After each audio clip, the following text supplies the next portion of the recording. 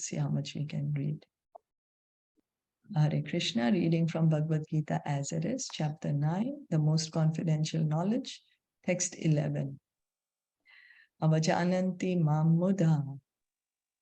Avajananti mam mudha. Manushim tanum ashritam. Manushim tanu ashritam. Param bhavam ajananto. Paramam bhavam ajananto. Mama bhuta maheshwaram. Mama bhuta maheshwaram. Translation and purport by His Divine Grace, A.C. Bhaktivedanta Swami Srila Prabhupada. This is also a very widely quoted verse. Krishna is saying this: fools deride me when I descend in the human form. They do not know my transcendental nature as the Supreme Lord of all that be. So Krishna is saying that when I come to this material world and I take this form, which appears to be like a human being, it's not human, but it appears like that, then those who are foolish think I am an ordinary living being.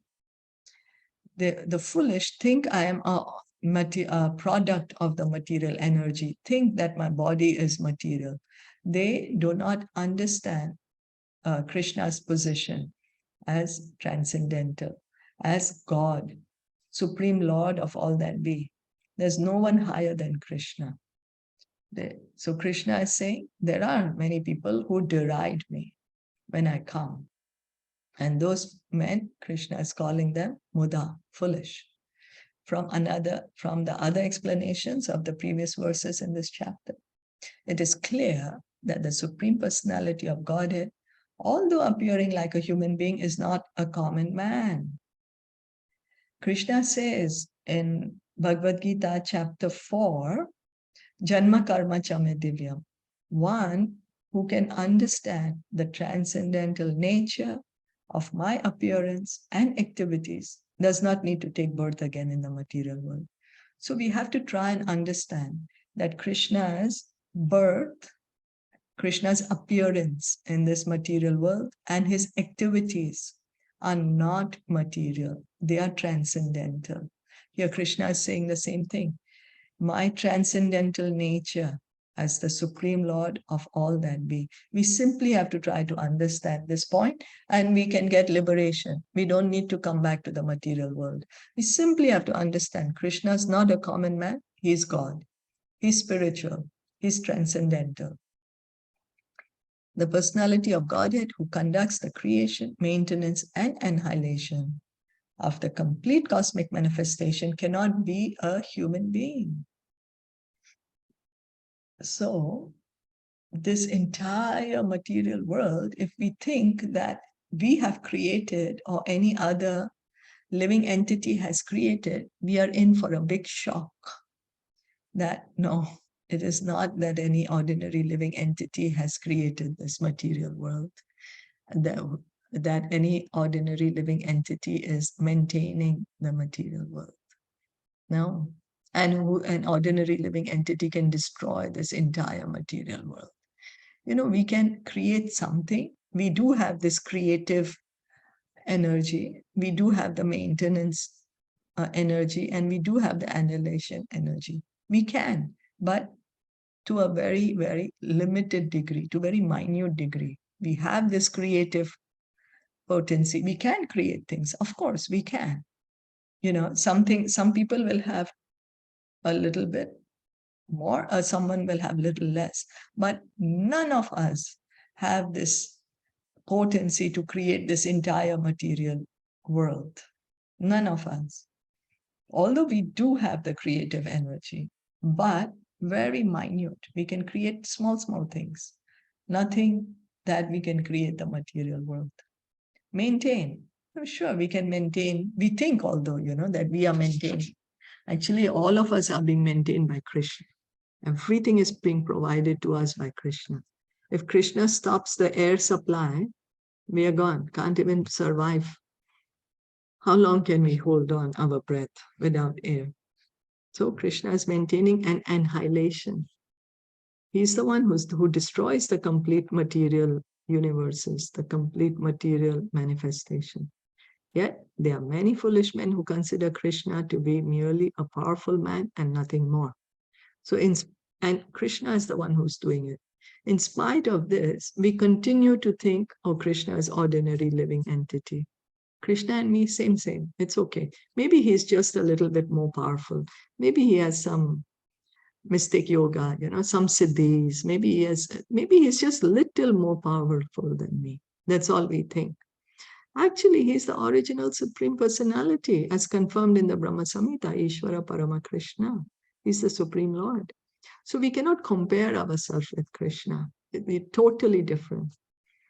Can't compare. Krishna is unlimited, whereas we are infinitesimal, very tiny. We are part and parcel of Krishna. Krishna, he is God. Ishvara Parama Krishna.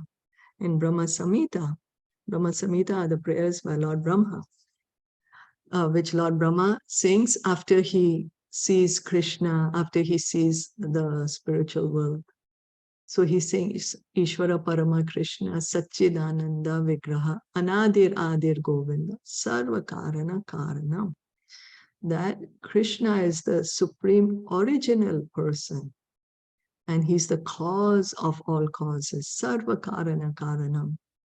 So we may say, this is because of me, this is because of me, because of me. But it's always, there is something else that we are dependent on. There's always someone else we are dependent on. And if we do research work, we will come to Krishna. Krishna is the only one who is completely independent. Krishna is the only Swarat, only independent person. Others, we are all dependent on Krishna. There are many Ishwaras, controllers, and one appears greater than another. In the ordinary management of affairs in the material world, we may find some official or director, and above him there is a secretary, and above him a minister, and above him a president. So we can see, even in any company or a government or any establishment, there are going to be the clerks. Above them, there are the managers. Above them, there are the general manager. Above the general manager, there will be the CEO. So the layers are there. So each of them is a controller, but one is controlled by another. In the Brahma Samhita, it is said that Krishna is the supreme controller. There are many controllers, undoubtedly, both in the material and spiritual world, but Krishna is the supreme controller, Ishvara Parama Krishna, and his body is Satchit Ananda, non-material. So we each may have a certain circle of control, a certain influence that we have of control over others. So someone may be controlled by us, someone may be controlling us, but Krishna, he's controlling all of us. And who is controlling Krishna? No one. No one can control Krishna. He's Swarat. But Krishna is controlled by his devotees. That's why he says that he gets controlled by the love of his devotees. So Prabhupada would say, why you want to become God? You can become greater than God. You become his devotee, become his servant. So we may say, okay, I'm going to become a devotee and this is how I will control Krishna. But we can't fool Krishna. We can't cheat Krishna. If our motive is to control, then we'll continue remaining in the material world. But if our intention is to love, then yes, Krishna will open the doors to the spiritual kingdom for us. Because if we want to control, that's why we are here in the material world. It is our desire to control. We want to pretend to be Krishna. Until the time we have this desire to control, till the time we continue in our material world. The Krishna, he is the supreme controller. He's the cause of all causes. There's no one who is higher than or equal to Krishna. And Krishna's body is Sat Chit Ananda. It's not material. It is completely transcendental. Krishna is saying, just try to understand this. You understand this and you will get liberation. This is what we have to try to understand Krishna. Material bodies cannot perform the wonderful acts described in previous verses. His body is eternal, blissful, and full of knowledge. Although he is not a common man, the foolish deride him and consider him to be a man. So many people don't understand Krishna's position. And so they think, oh, yeah, I know Krishna. I'm same Krishna, me. Oh, because Krishna did this, I can do this. But we don't say, oh, Krishna, you lifted the Govardhan hill. So can we imitate Krishna to lift a Govardhan hill? 7 days and 7 nights on the pinky of our left hand? Are we able to do that? That we say, no, we can't do. Or killing the Putna demon when he's still a baby who's just drinking milk. Are we able to do that? No. But we want to point fingers and we want to imitate Krishna. Oh, Krishna is dancing with the gopis, so I'm going to do that. So then we are being foolish if we consider him to be an ordinary man. His body is called here Manushya because he's acting just like a man, a friend of Arjuna's, a politician involved in the battle of Kurukshetra. In so many ways, he's acting just like an ordinary man. But actually, his body is Sachidananda Vigraha, eternal bliss and knowledge absolute. So Krishna, his form appears as a human form. Bible also, Jesus Christ says that God made man in his image. Man is made in the image of God. Yeah, Bible also says that. So this is Krishna's original form. And we think, oh, because my form is material, so Krishna's form also should be material. No, Krishna's form is original. He is spiritual. His form is spiritual. It's transcendental. Our form, this is not our real form. We are the spirit souls. This material body is temporary. It's not a real form that this is. So this is confirmed in the Vedic language also, Sachidananda Rupaya Krishnaya. I offer my obeisances unto the Supreme Personality of Godhead, Krishna, who is the eternal blissful form of knowledge. I offer my obeisances unto the Supreme Personality of Godhead, Krishna, who is the eternal blissful form of knowledge. So Krishna's form is Sat-Chit Ananda, not a material form. Gopala Tapani Upanishad 1.1. There are other descriptions in the Vedic language also. Tam Ekam Govindam. You are Govinda, the pleasure of the senses and the cows. Sachidananda Vigraham. And your form is transcendental, full of knowledge, bliss, and eternality. This is also mentioned in Gopala Tapane Upanishad 1.38. So we can see the Upanishads are also telling us that Krishna's form is not material, it is transcendental. Sat Chit Ananda Vigraham.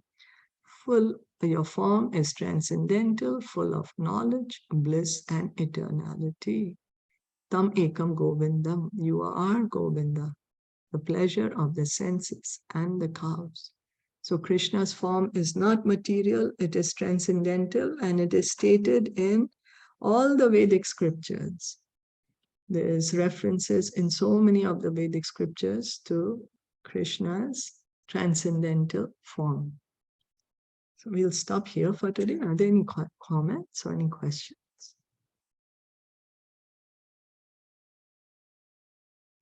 No.